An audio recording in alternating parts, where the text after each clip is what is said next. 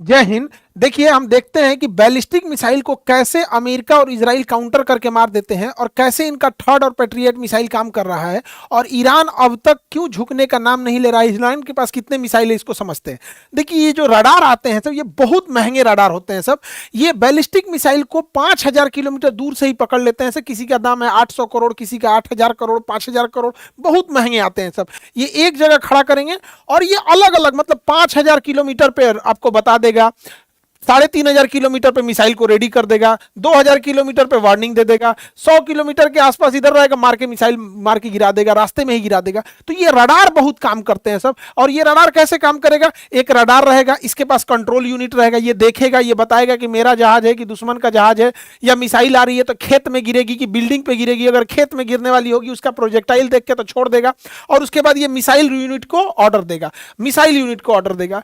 Iran ने ना आंखिए फोड़ दिया, इन लोग का रडारे मार के फोड़ दिया। देखिए, इस सारा रडार कोई सस्ता नहीं है। कोई 1,000 करोड़, कोई 2,000 करोड़, कोई 700 करोड़, कोई 1,200 करोड़, कोई 10,000 करोड़, मारा, धुआं धुआं कर दिया, आंखें फोड़ दिया। ये तो वही हाल हो गया कि कीड़ा मारने के लिए दवाई लाए हैं, आज दवाइये में कीड़ा पड़ गया।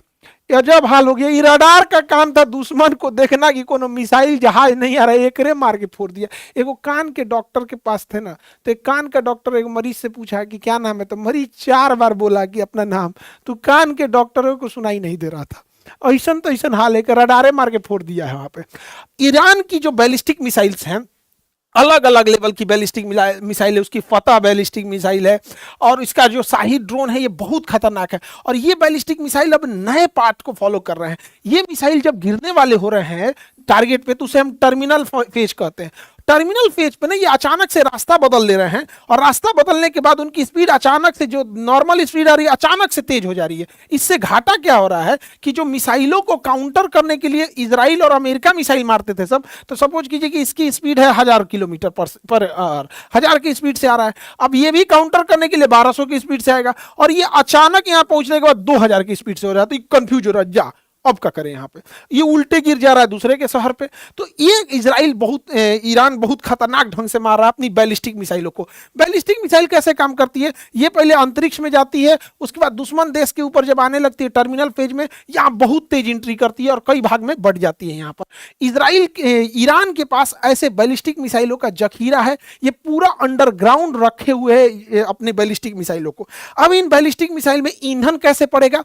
तो जो ईंधन है वो सॉलिड ईंधन है, तो जिसमें बारूद रहता है, सॉलिड ईंधन। इसको भरने के लिए कोई झमेला नहीं, रखा हुआ है, रेडी टू मूव है। सबसे तेजी से हमला करता है सॉलिड इंजन, जो ईंधन भरा होता है उसको रेडी करने के लिए झमेला नहीं, जैसे दिवाली का रॉकेट वैसे उड़ा देना होता है। और इसको ये क्या किया, अंडरग्राउंड जमीन के नीचे रखा है। अचानक ऊपर से जमीन खुलती है, मार के वो बंद हो जाता है, पता ही नहीं चलता है कहां है। तो दिन के समय वो सॉलिड फ्यूल वाले रॉकेट से मारता है, क्यों? और इस सॉलिड फ्यूल वाले से मारता है। रात के समय वो लिक्विड फ्यूल का यूज करता है। लिक्विड फ्यूल में क्या है ना कि पहले उसमें फ्यूल भरना होता है, फिर उसमें ऑक्सीडाइजर भरना होता है, तो इसमें 2-3 घंटे का टाइम लग जाता है, और उसके बाद उसको मारते हैं। अब इसमें एक समस्या क्या है कि जब हम इसे किसी मोबाइल लॉन्चर से या किसी ट्रक से ले जाके और जगह पे मारेंगे ना, तो इसराइल के पास और अमेरिका के पास एयर सुपीरियरिटी है। वो उसके ड्रोन वगैरह पूरी ईरान के ऊपर घूम रहे हैं, तो ये मार के गिरा देते हैं। इसी बचने के लिए अगर उसने लिक्विड का यूज कर रहा है तो रात में मार रहा है, और दिन में वो सॉलिड फ्यूल से मार रहा है। भयानक लेवल का ले जा रहा है। और इजराइल और अमेरिका के स्टॉक पाइल्स अभी कम हो रहे हैं, लेकिन ईरान के पास पूरा जखीरा भरा है, चाहे वो ड्रोन हो या उसके पास मिसाइल हो, बैलिस्टिक मिसाइल का पूरा जखीरा भरा है। और प्रतिदिन वो 500 ऐसे ड्रोन और मिसाइल बना रहा है पर डे के हिसाब से। ये सबसे बड़ा खतरनाक बात है। और ईरान के पास सबसे जबरदस्त जो है वो क्लस्टर मिसाइल आ गया है। क्लस्टर मिसाइल क्या होता है? वो सिंगल मिसाइल होता है, लेकिन उसके अंदर छोटे छोटे बम भरे होते हैं। जब ये जाता है क्लस्टर मिसाइल दुश्मन की टेरिटरी में पहुंचता है, तो इसका आउटर केसिंग खुल जाता है और छोटे छोटे भाग में बहुत ज्यादा बढ़ जाता है। अब ये तुरंत भी फट सकते हैं, 2 दिन बाद भी फट सकते हैं, 2 साल बाद भी फट सकते हैं। ये बहुत खतरनाक होता है। अमेरिका और इजराइल की यही कमजोरी है। हम 1 साल पहले भी बोले थे क्लस्टर बम इनकी कमजोरी है, लेकिन इन पर उन्होंने बैन लगा रखा है। लेकिन यह टेक्नोलॉजी रूस और चाइना से लेके ईरान इनके ऊपर हमला कर रहा है क्लस्टर मिसाइल से। इतना ही नहीं, जिस बिल्डिंग में अमेरिका के राजदूत रुके थे सब, जिसके उसके कमांडर रुके थे सब, किस फ्लोर पे रुके थे सब, ये भी जानकारी ईरान के पास थी। और ठीक उसी फ्लोर पे जाके हमला हुआ है और मरे हैं सब अमेरिका के कमांडर सब। ये सारी जानकारी रूस प्रोवाइड कर रहा है, क्योंकि इससे पहले ही उन लोग के अंदर ये जो कॉम्प्रिहेंसिव ट्रीटी हो चुका था।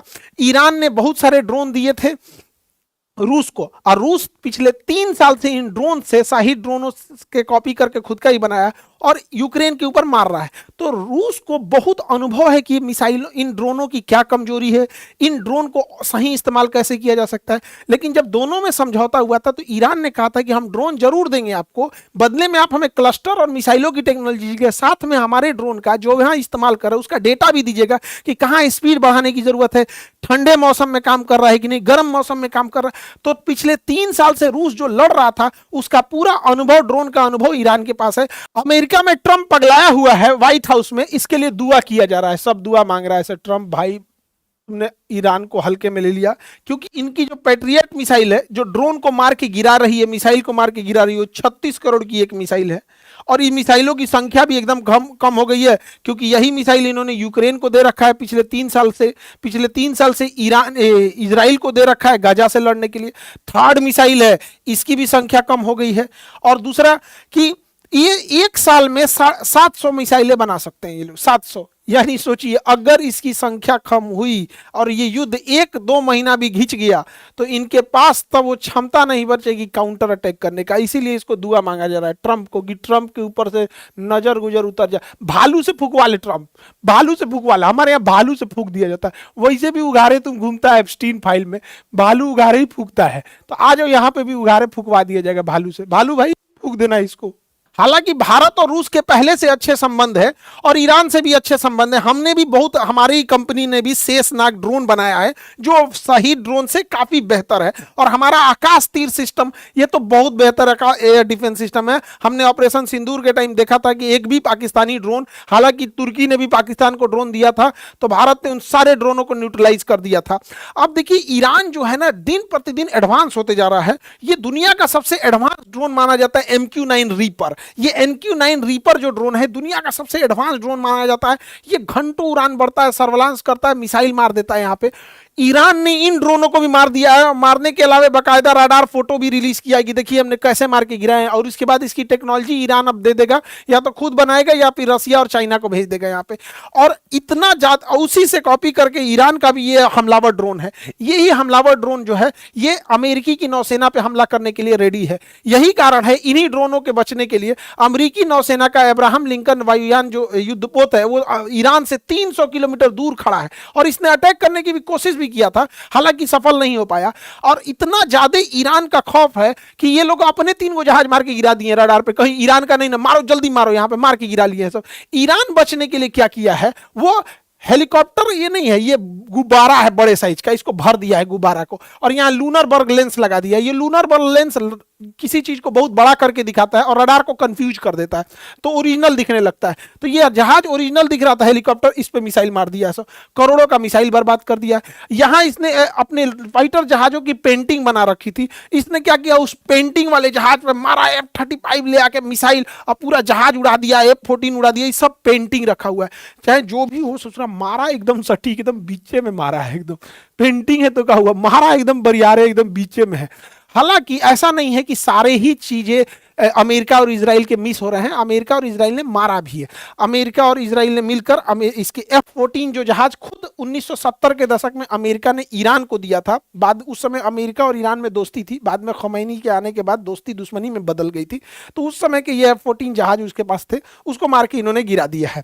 इसके अलावा एक बहुत पुराना ईरान का याक जहाज था जो ट्रेनर था, इसको मार के गिराया है इजराइल ने दुनिया के सबसे आधुनिक जहाज F-35 से। मतलब समझिए क्या है, ट्रक से टेम्पू स्कूटर को कचार दिया। यहाँ पे युद्ध में ये सब चीज नहीं देखी जाती है, जिसके पास हथियार है वही जीतेगा, जिसके पास ताकत है। ईरान ने एक बघेरी एयरक्राफ्ट कैरियर बनाया था, ये कंटेनर जहाज था, इस पे ड्रोन और हेलीकॉप्टर के लिए गया था, इसको भी मार के डुबा दिया। अमेरिका और इजराइल एयर सुपीरियरिटी पे चल रहे हैं, क्योंकि इजराइल की एयरफोर्स बहुत वीक है, इजराइल का एयर डिफेंस डूब चुका है, तो बहुत ज्यादा बम्बार्डमेंट कर रहे हैं। ईरान के तो पूरी नौसेना को इन लोगों ने, अमेरिका ने पूरी तरह से ध्वस्त कर दिया है, पर्ल हार्बर बना दिया है ईरान को। हालांकि ईरान की सबसे बड़ी ताकत उसकी मिसाइल और उसके अलावे उसके पास जो स्टॉक पाइल है सब। ईरान जो था अपने पड़ोसी देशों के ऑयल रिफाइनरी पे बम मार रहा था, अभी तेहरान में दुनिया की सबसे बड़ी ऑयल डिपो पर इजराइल और अमेरिका ने स्ट्राइक किया है और वहां लपटें पूरी आग की पूरी ऊपर तक फैल गई है। नालियों में जो नालियों में पेट्रोल बह रहा है ना, उसमें आग पकड़ लिया है, पूरा प्रदूषण हो गया है। अब कोई ठीक नहीं है कि ईरान अपने पेट्रोल का कुआं समुद्र में खोल देगा और पूरा समुद्र प्रदूषित होता है, कह देगा ईरान इजराइल ने तो मारा है, अमेरिका ने मारा है। तो ये भी होगा, इससे बहुत ज्यादा प्रदूषण होगा, पूरी समुद्र मेरीन लाइफ बर्बाद हो जाएगी। वायु प्रदूषण की तो धज्जी उड़ रखा है, पूरी दुनिया में भयानक तबाही आ रहा है। लेकिन हम लोग को दिवालिये से ढेर दिक्कत हो जाएगा। सोचो तो नहीं, दिमाग जरा के रख देता है सब। बताइए, पूरा युद्ध कर रहा है सब, इन सब को पर्यावरण की चिंता नहीं है। दिवाली का हम तो मनाएंगे, हम अब ये बता दिए एकदम इजराइल तरह से बम मारेंगे अब दिवाली में, हम पूरा भयंकर 10 लाख पेड़ लगा देंगे उसके बदले में। हम अभी बोले हम 10 लाख पेड़ लगाएंगे, लेकिन विश्व शांति के लिए हम भी दिवाली में भयानक मारेंगे यहाँ। तो अमेरिका वगैरह सबको कुछ पर्यावरण की चिंता नहीं है। लेकिन समझिए ध्यान से, इजराइल की इसके पीछे चाल क्या है। इजराइल जो है वो ईरान को काउंटर करने के लिए अमेरिकी नौसेना को यहां फंसा दिया है कि मारो तुम, अलग अलग जो अपने सैन्य अड्डा रखे वहां से ईरान को मारो। और इजरायली सेना टैंक लेकर रेडी है लेबनान पर कब्जा करने के लिए। लेबनान पर कब्जा करेगी, सीरिया पे भी आधा कब्जा कर ही लिया, तो गोलान हाइट वगैरह सब कब्जा कर लिया। क्योंकि इजराइल को ग्रेटर इजराइल बनना है, पूरा लेबनान कब्जा करना है, पूरा सीरिया, आधा इराक करना है, आधा सऊदी अरब कब्जा करेगा, यहां तक कब्जा करेगा। तो ये है ग्रेटर इजराइल। तो इजराइल ग्रेटर इजराइल की ओर बढ़ चुका है। लगभग 10 या 12 अप्रैल से ये लोग हमला करना चालू करेंगे, लेबनान के ऊपर हमला करेंगे। उसका एक रीजन भी इन्हें ग्रेटर इजराइल बनना है और नेतन्याहू की सरकार बहुमत की सरकार नहीं है, वो बहुत जल्दी उसका गठबंधन टूट के गिर सकता है। इसलिए वो चाहते हैं कि युद्ध में उलझे रहे, कोई सरकार पे सवाल नहीं उठेगा, युद्ध की स्थिति होती है तब। तो ये उनका आगे का है। तो इसमें ना ये बैलेंस बूझ नहीं पाया। इसका एप्स्टीन फाइल में इन नंगटे फोटो रख लिया है, ट्रम्प का नंगटे फोटो रख लिया है एप्स्टीन फाइल में। अभी ट्रम्पा पगला गया है, ए भाई क्यों दिखाइयो मत, पूरा हमारा इज्जत बर्बाद हो जाएगा। तो कहा कि हाफ पैंट वाला दिखा देते हैं, और उन नंगटे वाला रख लिया। अभी जहां जहां इजराइल बोल रहा है वहां वहां बम मार रहा है। इसका लड़ाई ईरान से था ही नहीं और उसको मारे फिर रहा है। और इधर इजराइल जो है वो लेबनान पे कब्जा करने को तैयार है। ये बात अमेरिकी भी समझ रहे हैं, इसलिए अमेरिका के संसद में ही इसका विरोध हो रहा है। अमेरिकी मरीन कमांडो ने पूरा विरोध किया कि क्यों ईरान में जा रहे हो, ये अमेरिका की लड़ाई नहीं है, ये इजराइल की लड़ाई है। तो इसको खींच के ले गया गया, इसका हाथ टूट गया। ईरान का अमेरिका का दोस्त स्पेन भी अमेरिका का साथ छोड़ दिया है। ब्रिटेन भी अपनी एयरवेस यूज करने नहीं दे रहा था, तो बाद में ट्रंप घुसिया गया तो कहा ठीक है भाई, B1 लेंसर जहाज के लिए यूज कर सकते हो। अमेरिका का कहना है, देखिए कितना बदतमीज इंसान है ये। अमेरिका कह रहा है कि खमेनी की तो हत्या मार दिया इसने, कहा कि अब इनका जो उत्तराधिकारी आएगा उसको चुनने का अधिकार अमेरिका को है। बताइए कितना बेशर्मी, माने किसी देश का उत्तराधिकारी अमेरिका चुनेगा।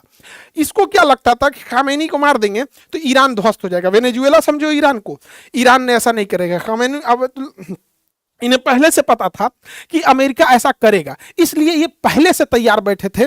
तो खामेनी ने क्या किया था, एक बहुत खतरनाक डिवीजन बनाया था, decentralise mosaic defence, DMD, decentralise mosaic defence. जो इन्होंने बनाया था ये क्या था, इसका था कि ईरान को 31 टुकड़ों में इन्होंने तोड़ दिया था। 31 टुकड़ों में तोड़ दिया और कहा गया कि अगर तेहरान ध्वस्त भी हो जाता है, टॉप लीडरशिप मारी जाती है, प्रधानमंत्री, राष्ट्रपति, टॉप लीडर, सेनापति मारे जाते हैं, तो उससे कोई मतलब नहीं है। 31 का 31 DMD ब्रिगेड जो है उसके पास अपना मिसाइल है, अपना ड्रोन है, अपने जहाज हैं, अपनी सेना है, वो सब मारेगी 3100। इसलिए ईरान की टॉप लीडरशिप ढह चुकी है। लेकिन जो 31 के 31 जो डिसेंट्रलाइज मोजेक डिफेंस थी, DMD थी, वो अंधाधुन मार रही है। जिसको कुवैत मिल रहा है यहां से कुवैत को मार रहा है, जिसको UAE मिल रहा है वो UAE मार रहा है, कतर मार रहा है, बहरेन मार रहा है, इरिया, तुर्कमेनिस्तान, जहां मन, अजरबैजान, जहां मन वहां मार रहा है सब। अब ईरान पगला गया एकदम, जहां मन वहां मार रहा है, क्योंकि टॉप लीडरशिप खत्म हो चुकी है। और DMD को बनाया ही गया था कि अगर टॉप लीडरशिप खत्म हो गई तो तुम लोग अंधाधुन मारना। और इसकी 31 ब्रिगेड तैयार है, ईरान के अंदर बैठी है। ईरान के पास सबसे खतरनाक चीज क्या है, उसके पास छोटे साइज की पनडुब्बी है। ये बहुत बड़ी पनडुब्बी नहीं है, इसमें 10-15 आदमी ही अट पाते, बहुत छोटी पनडुब्बी है। लेकिन जो हार्मुज जल संधि है वहां का उथला पानी है, वहां बड़ी जहाजें नहीं आ सकती हैं और ना ही बड़ी पनडुब्बी आ पाएगी, क्योंकि चट्टान है। ये चट्टानों के पीछे छुप जाएंगे सब, और ये जब अमेरिकी नौसेना पास आएगी तो उसे मारेंगे सब। इसके अलावा ईरान के पास एक मच्छर ब्रिगेड है। अभी मच्छर ब्रिगेड क्या है, तो छोटे छोटे लेकिन बहुत तेज गति से चलने वाले इसके पास 15,000 से ज्यादा जहाजें हैं, पानी वाली जहाजें, बहुत छोटी है। इसका आकार जो है वो एक बस के आकार का है और उतने ही लंबाई में है, ट्रैक्टर बराबर होगी यहाँ पे। लेकिन इतनी तेज स्पीड है, इतनी तेज स्पीड है कि इसको मारना बड़ा मुश्किल हो जाता है। और वैसे भी पानी समुद्र में निशाना लगाना बड़ा मुश्किल होता है कि समुद्र ऊपर नीचे हो रहा होता है और जिसपे आपकी जहाज है वो भी डिसबैलेंस हो रही होती है। तो इनका क्या है कि ये लोग उसको एज एक साथ 200-400 छोड़ देंगे और उसपे से ये मिसाइल छोड़ देंगे। अब दुश्मन का जहाज कंफ्यूज हो जाएगा कि भैया इन मिसाइलों को मारे कि इन जहाज को मारे। ये मिसाइल भी गति कर रहा है, जहाज भी मूवमेंट कर रहा है, समुद्र भी मूवमेंट कर रहा है, तो कंफ्यूजन हो जाएगा। कोई ना कोई उस जहाज पे जाके लग जाएगा, अगर नहीं लगा तो ये कामाकाजी होंगे, ले जाके अपने आप को उसमें लड़ा देंगे और ये खत्म हो जाएगा। यही वजह है कि अभी तक न इजराइल न अमेरिका की नेवी आगे आई है इस चीज को खत्म करने के लिए, क्योंकि इनके पास मच्छर ब्रिगेड है। ईरान को तबाह करने के लिए अमेरिका सबसे घटिया और नीच काम करने जा रहा है। वह ईरान के ऊपर के कुर्द लोगों को, कुर्द एक कबीला है वहां पर, उन लोगों को इजराइल और अमेरिका हथियार दे रहे हैं और पैसा दे रहे हैं। और पूरी ये जितनी गाड़ियां हैं, देखिए ट्रक, व्हीकल्स, इम्यूनिशंस, फ्यूल, हथियार, पैसा, इंटेलिजेंस, सीआईए पूरी मदद कर रही है इन लोग की, मोसाद पूरी मदद कर रहा है और इन लोगों को अपने हथियार गोदामों में भरे हथियार को पूरा सप्लाई किया जा रहा है। कि ऊपर कुर्द, इन कुर्द को सीरिया से लाया जा रहा है ईरान के पास, क्योंकि सीरिया में सरकार गिरा दिए हैं सब, ये सब इराक में सरकार गिरा दिए हैं सब, तो अब ये कुर्द कहाँ चले गए हैं? इराक के कोना पे। अब यहाँ से पूरे ईरान में ये फैल जाएंगे सब और पूरा आतंक मचा देंगे सब। अभी आपको नया आतंकवाद सुनने को मिलेगा, कुर्दिश टेररिस्ट। अभी बताइए, आतंकवादी गलत है सब, लेकिन आतंकवादियों के हाथ में जो बंदूक है वो बंदूक बनाने वाला अमेरिका गलत नहीं है। आतंकवादी गलत है सब, लेकिन आतंकवादियों के पास से हथियार जो अमेरिका है वो गलत नहीं। अमेरिका का हथियार कैसे चलाया आतंकवादियों के पास? तो नियम ये होना चाहिए कि यदि कोई आतंकवादी पकड़ा जाता है तो वो जिस देश का है उस देश पे भी प्रतिबंध लगना चाहिए और उसके हाथ में जो हथियार है वो जिस देश का बना है वह देश भी प्रतिबंधित होना चाहिए। देखिएगा, सबसे ज्यादा हथियार 99% हथियार अमेरिका के बने होते हैं हर एक आतंकवादियों के पास, चाहे वो भारत के नक्सलाइट हो, चाहे कश्मीर में इंसर्जेंसी हो, चाहे अजमल कसाबवा हो, चाहे ओसामा बिन लादेन हो, तालिबान हो, आईएसआईएस हो, सबको हथियार यही प्रोवाइड करते हैं। लेकिन इन लोग के ऊपर कोई उंगली नहीं उठा सकता है। सोचिए, अमेरिका जहां जा रहा है, ये जो काम कर रहा है, यहां युद्ध के बाद एक आतंकवादी पनपेंगे सब। अमेरिका ने यही तो किया था इराक में, उसने आईएसआईएस आतंकवादियों को पैसा दिया और पूरा जब हमें चला गया तो वहां से आईएसआईएस आ गए सब। रूस को मारने के लिए ओसामा बिन लादेन को ट्रेनिंग दिया, हथियार दिया, उसके बाद अलकायदा तैयार हो गई। तालिबान को किसने तैयार किया? अमेरिका ने तैयार किया। इन सारे आतंकवादियों को हथियार, पैसा, सीआईए की ट्रेनिंग सब किसने दिया था? अमेरिका ने दिया था। अब अमेरिका कुर्दिश को तैयार कर रहा है और इतना ही नहीं, स्टैंडर्ड देखिए, कुर्दिश फोर्सेज, मतलब ये आतंकवादी नहीं, अब ये फोर्स है, मतलब ये अभी सेना है। किस देश की सेना है? किसी देश की नहीं। तो ले भैया, तो हमारे देश के नक्सलाइटों कहेंगे कि फोर्स है भैया, हम भी सन, मतलब इनको सेना। जब ये ईरान पे खत्म कर देंगे तो ये भारत के लिए खतरा बनेंगे सब। अभी ये आतंकवादी, क्योंकि अमेरिका दूर है, वहां जाना मुश्किल है, हम लोग के लिए खतरा बनेगा। वर्ल्ड ऑर्डर शिफ्ट हो रहा है। देखिए, 11 मार्च से ईरान क्या करेगा, जितने मिडिल ईस्ट के देश हैं उनके पास पीने का पानी नहीं है तो उनके पास डीसैलिनेशन प्लांट है। इन डीसैलिनेशन प्लांट के ऊपर ये अपने ड्रोन से हमला करके इसे तबाह करेगा।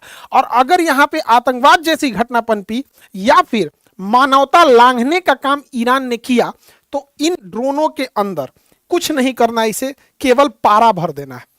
पारा यानी मरकरी, ये सब हम लोग देखे होंगे थर्मामीटर में होता है, बुखार नापने वाले थर्मामीटर में पारा होता है।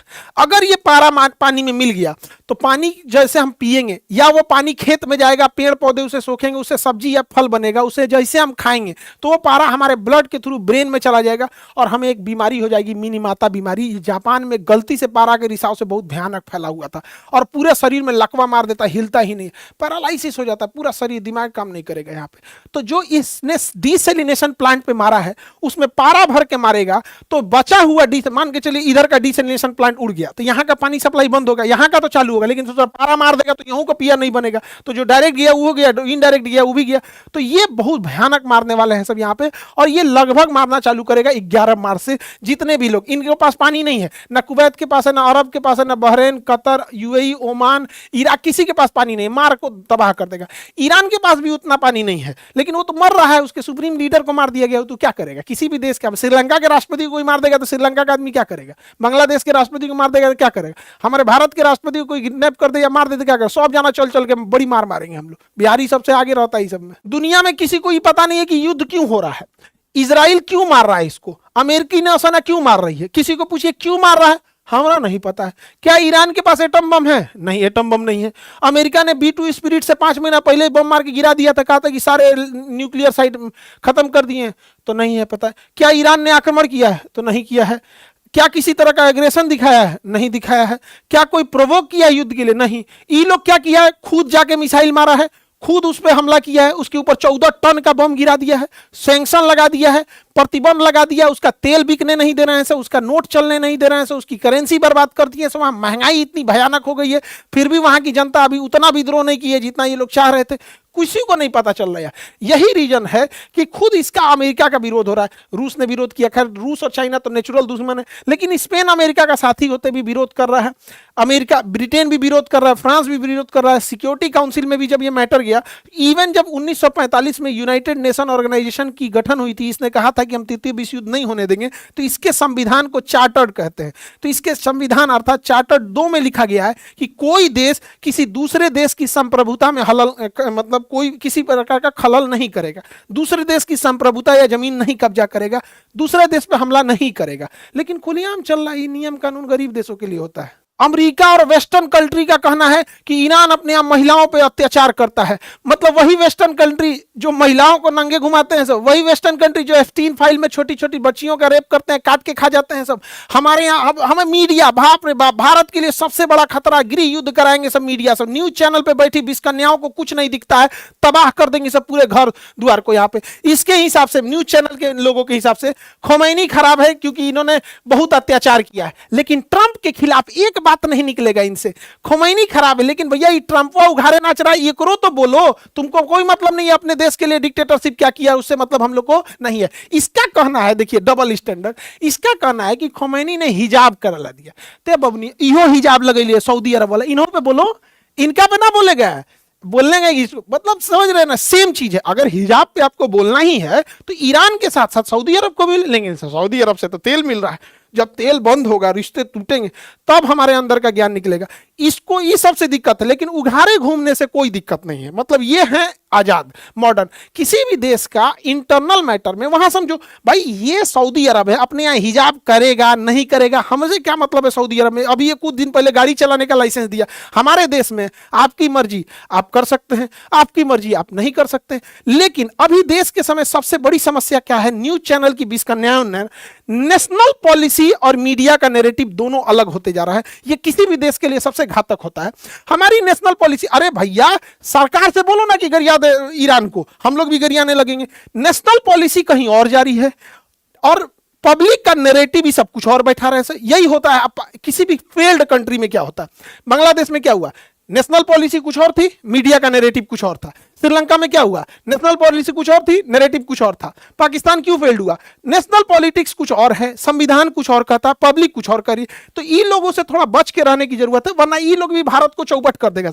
हमारी नेशनल पॉलिसी है, हमारा सरकार जिसके खिलाफ है हम खिलाफ रहेंगे, तुर्की के खिलाफ है तुर्की के खिलाफ रहेंगे, चाइना के खिलाफ है खिलाफ रहेंगे हम यहाँ पे। लेकिन मीडिया में बैठी 20 कन्याओं को पता नहीं किसने अधिकार दे दिया कि ये लोग आके न नॉलेज न कुछ, अब बकैती चालू कर देते हैं। ईरान, अमेरिका और इजराइल की लड़ाई में भारत की नौसेना के ऊपर एक तरह का बड़ा धर्म संकट हो गया, क्योंकि भारतीय नौसेना ने मिलान एक्सरसाइज में और ईरान को बुलाया था, और हमारी ईस्टर्न नेवल कमांड ने ट्वीट किया था ईरान के बारे में, बड़ा अच्छा बात किया था। ब्रिगेड ऑफ फ्रेंडशिप वगैरह, इंडियन नेवी को यहाँ शामिल किया गया था, इस सब के लिए यहाँ पर।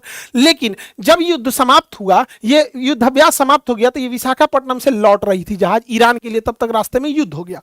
ये शिप जब जैसे इंडियन ओशियन को पार, बंगाल की खाड़ी को पार करती है और श्रीलंका के बाहर रहती है, तब इसे यहाँ रुक कर श्रीलंका से अंदर आने की अनुमति मांगती है डॉक करने के लिए। तब तक यहीं पर एक अमेरिकी पनडुब्बी ने, अमेरिकी पनडुब्बिनी से मार के डुबा दिया।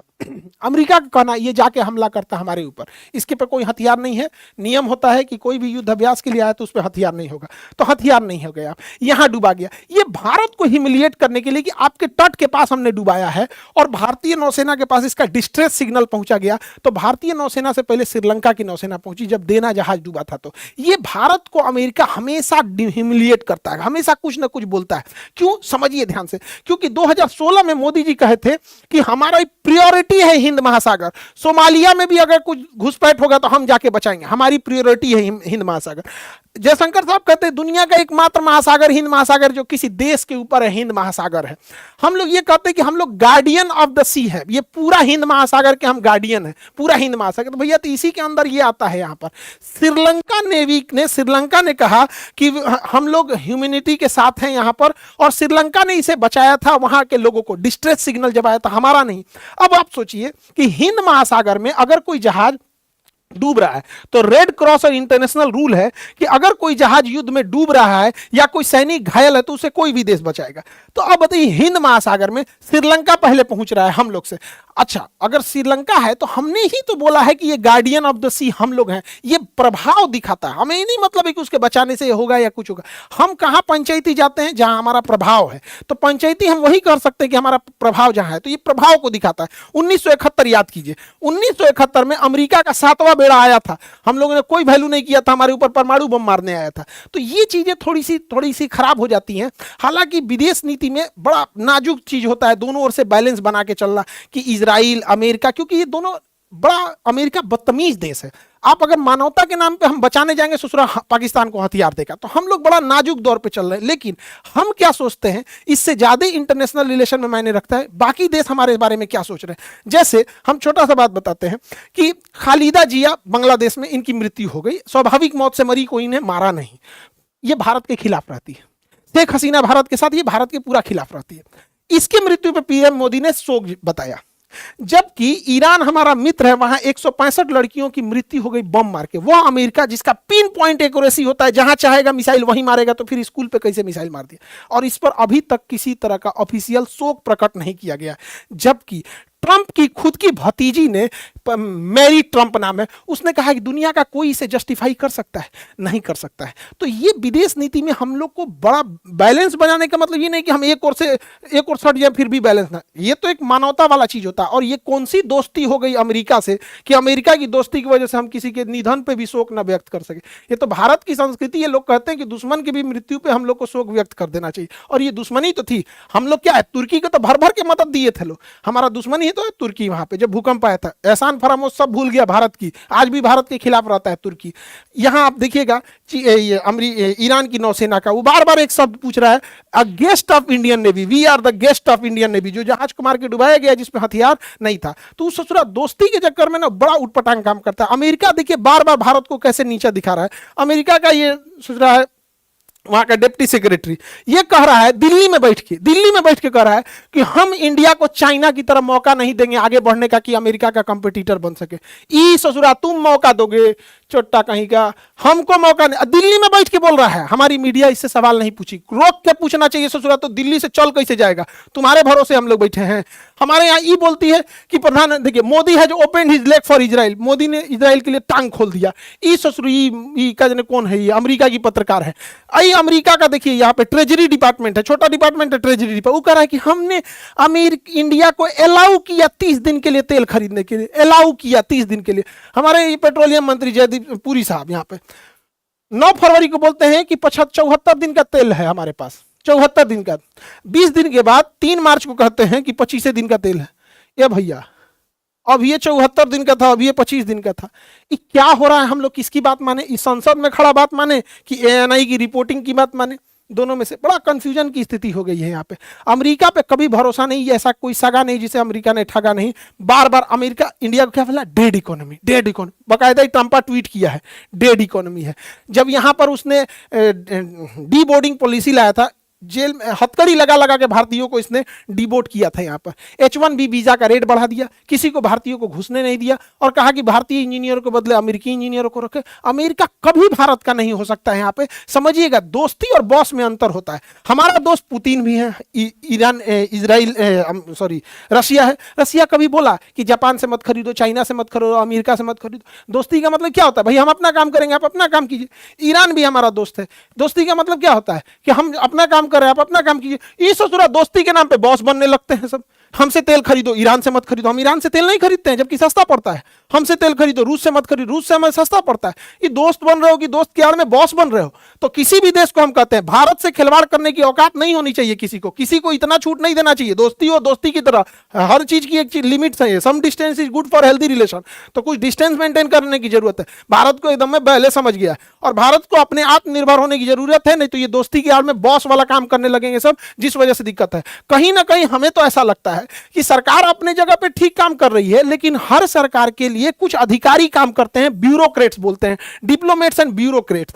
ये लोग बहुत ज्यादा काम करते हैं, यही सलाह देते हैं प्रधानमंत्री को, गृह मंत्री को, रक्षा मंत्री को। ये सब कहीं ना कहीं ऐसा तो नहीं हो रहा है कि कहीं अमेरिका या इजराइल के प्रभाव में, क्योंकि इन लोगों को प्रभाव में लेना बड़ा मुश्किल है, क्योंकि ये सब जमीनी नेता है, सब प्रभाव में नहीं आएंगे। लेकिन इन लोग को अधिकारी जो है सब, इन लोग का कोई ठीक नहीं है। 100 करोड़ तुम लो, 50 करोड़ तुम लो, अमेरिका को तो कुछ जाता नहीं, उन सब के पास पैसा है। ऐसा भी हो सकता है कि भारत के टॉप लीडरशिप के आड़ में ये लोग नीचे के पूरा पाया घसका दिए हों कि हमारे हिसाब से बोलो, ऐसा करो, ऐसा नहीं करो। इसकी भी जांच होनी चाहिए, क्योंकि ऐसा भारत में हो चुका है रविंद्र सिंह के साथ। वो रॉ में रहते हुए CIA के लिए काम कर रहे थे। तो इसका भी काउंटर अटैक होना चाहिए। और हनी ट्रैप में बहुत सारे अधिकारी अपने फंस रहे हैं, चाहे वो सेना का हो, DRDO का हो, इसरो का साइंटिस्ट हनी ट्रैप में फंस जाता है। एक सुंदर लड़की उसको मैसेज करने लगती है, ये वो, उसके प्रेम में फंसाएगी, सारा डेटा निकाल लेगी। तो इसमें भी काम करने की जरूरत है भारत सरकार को। हालांकि बहुत सारी चीजें बैलेंस बना के चल रही है। भारत हमेशा से न्यूट्रल रहने की कोशिश करता है, लेकिन अमेरिका ही इतना बदतमीज है कि क्या कीजिएगा। अभी ईरान का एक और जहाज, लावन जहाज था, उसे भारत ने अपने यहाँ डॉक करने का मौका दिया। और एक बुसर जहाज था, उसे श्रीलंका ने अपने यहाँ डॉक करने का मौका दिया।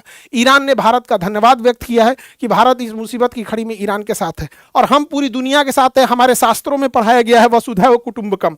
हम लोग वो देश हैं जहां हमारी संस्कृति है वसुधैव कुटुंबकम की। दुनिया में हम युद्ध नहीं चाहते थे, दुनिया ने युद्ध दिया, हमने दुनिया को बुद्ध दिया था। हमसे क्या करेंगे? लेकिन ऐसा बवंडरे लेके रहता है सब कि क्या कर सकते हैं हम लोग यहाँ। लेकिन इसी बीच अच्छी खबर यह है कि हमने कनाडा के साथ 10 साल का डील कर लिया है यूरेनियम के लिए। यूरेनियम कनाडा से हम लेंगे। कनाडा में ट्रूडो की सरकार गिरने के बाद भारत और कनाडा की से रिश्ते अच्छे बने हैं। लेकिन तो याद रखिए कि ईरान यही 1 साल पहले कनाडा में जब ट्रूडो थे तो कनाडा से हमारा रिश्ता कितना खराब हो गया था। G20 के समिट में भी आया था तो हमारे यहाँ डिनर पे नहीं आया था। तो इंटरनेशनल रिलेशन में देश सर्वोपरि होना चाहिए। रिश्ते बनते हैं, बिगड़ते हैं, कब आएगा कौन जाएगा इससे मैटर नहीं होता है, लेकिन आत्मनिर्भर बहुत जरूरी है। भारत के ऊपर ये सब बिना मतलब का दबाव बना रहे हैं सब। जरूर बहुत जल्दी भारत भी इससे उभर जाएगा, हमें भी बड़ा उम्मीद है। हालांकि यूरेनियम को हम लोग येलो केक कहते हैं, दुनिया का सबसे महंगा पदार्थ है। दुनिया का सबसे महंगा क्यों है? क्योंकि 1 kg यूरेनियम 235 से 238 नहीं, 238 कोनो काम का नहीं है, 235 यूरेनियम 235 1 kg में 27 लाख kg कोयला का ताकत होता है। यानी 27 लाख kg कोयला जलाइए और 1 kg यूरेनियम जलाइए, सेम एनर्जी मिलेगा। 27 लाख इतना है। तो इसीलिए यूरेनियम दुनिया का सबसे महंगा पदार्थ है। हम लोग ने कनाडा के साथ इसका डील कर लिया है। जो बैचेज हैं आपके, ज्योग्राफी हो गया, वर्ल्ड मैप हो गया, फिजिक्स हो गया, सब 7 अप्रैल, 9 अप्रैल, 14 अप्रैल। बिना मैप पढ़े तो आपको GS बुझाने वाला नहीं है, वरना मैप में अमेरिका की तरह, फिलीपीन की तरह, फिलिस्तीन की तरह पगलाते रहेंगे। तो ये सारे बैचेज आप लोग को बता दिए इन्फॉर्मेशन। बिहार दरोगा का भी बैचेज, UPSC बोरिंग रोड और मुसल्लापुर रोड, और ऑनलाइन वाले बैच में भी UPSC स्टार्ट हो गया है। बहुत जल्दी आपको जो अपने क्लास से UPSC में सेलेक्ट हुए उन लोग से आपको मिलवाते हैं। और सबसे जरूरी नीट जेई वाले बच्चे, नीट वाले बच्चे और जेई वाले बच्चे, इस बार और बेहतर रिजल्ट देना है, चाहे आप 12th में, 11th में हो, 12th में हो या ड्रॉपर हो। नीट जेई 11, 12 और ड्रॉपर वाले batch, English medium, Hindi medium, सारे बैच अब स्टार्ट हो गए हैं आप लोग के लिए। आप लोग इस पे भी आप अपने हिसाब से, अपने जरूरत के हिसाब से इनरोल हो जाएंगे। आई होप आपको सब टॉपिक समझ में आया होगा। नेक्स्ट टॉपिक में हम बता देंगे कि कौन कौन से हथियार इजराइल, अमेरिका और ईरान युद्ध में यूज कर रहे हैं और कैसे, कौन कौन से हथियार कितने ज्यादा खतरनाक है। मिलेंगे नेक्स्ट क्लास में। जय हिंद।